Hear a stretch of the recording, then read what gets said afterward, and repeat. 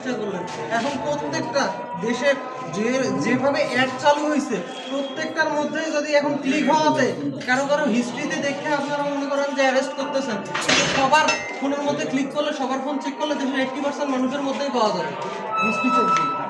আপনারা জানেন যে আমরা নিয়মিত মাদক এবং জুয়ার বিরুদ্ধে অভিযান পরিচালনা করে আসছি। এটা পুলিশের নিয়মিত কাজ।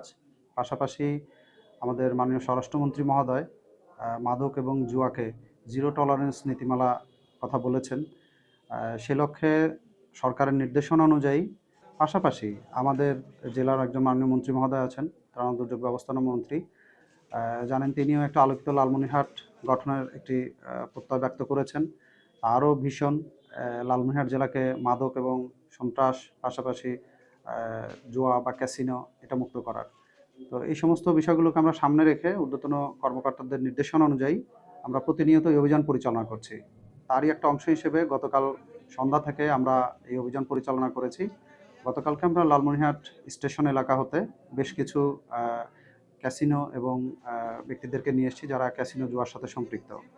তাদের ৩ জনকে আমরা প্রাথমিক জিজ্ঞাসাবাদ শেষে নিশ্চিত হতে পেরেছি যে তারা তাদের মোবাইলে ক্যাসিনোর বিভিন্ন ধরনের অ্যাপস এবং বেশ কিছু লেনদেনও ছিল। তাদের মধ্যে ফরিদ আলী, রাব্বি সরকার সৌরভ এবং মাসুদ ইসলাম, এদের বিরুদ্ধে আমরা নিয়মিত সাইবার নিরাপত্তা আইনে মামলা রুজু করতেছি।